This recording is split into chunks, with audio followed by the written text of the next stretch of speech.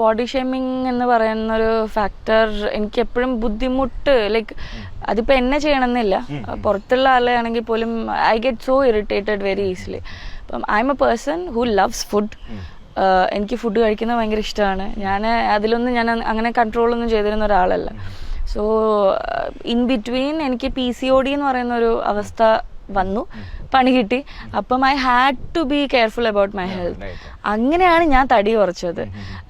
Not because anyone told me that you are fat or it doesn't matter to me. എനിക്ക് എന്നെ ഇഷ്ടമാണ്, അതിനപ്പുറത്തേക്ക് പിന്നെ എനിക്ക് അതെ C no matter what body shape you are in or which color you are in, it doesn't matter.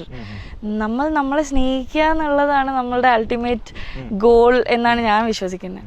അപ്പം എന്തായാലും we are all selfish. End of the day നമുക്ക് എന്തെങ്കിലും ഒരു കാര്യം വന്നു കഴിഞ്ഞാൽ നമ്മളെ മാത്രമേ രക്ഷിക്കുകയുള്ളൂ, നമ്മൾ മാത്രമേ സ്നേഹിക്കുകയുള്ളൂ. സോ വൈ ബോദറിങ് അബൌട്ട് ആരെങ്കിലുമൊക്കെ എന്തെങ്കിലുമൊക്കെ പറഞ്ഞെന്ന് വിചാരിച്ചിട്ട് നമ്മൾ അതിൽ ബോധേഡ് ആവേണ്ട ആവശ്യമില്ല.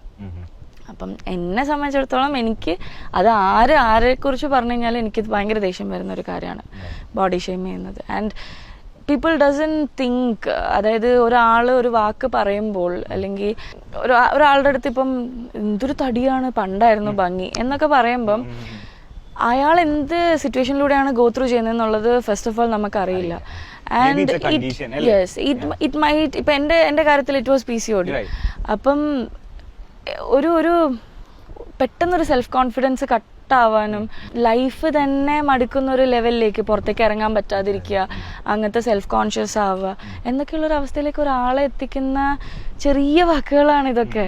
And why you have to ruin somebody's life? You have no right to do that.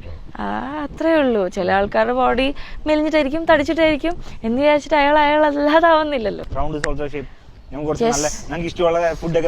പിന്നല്ല, എനിക്ക് ഫുഡ് ഭയങ്കര ഇഷ്ടമാണ്. അങ്ങനെയാണെങ്കിൽ എത്ര തന്നാലും ഞാൻ എന്താ പറയാ മടുക്കാണ്ട് കഴിക്കുന്ന ഒരു ഐസ്ക്രീം. അത് ഫുഡാണോന്ന് എനിക്ക് അറിയില്ല.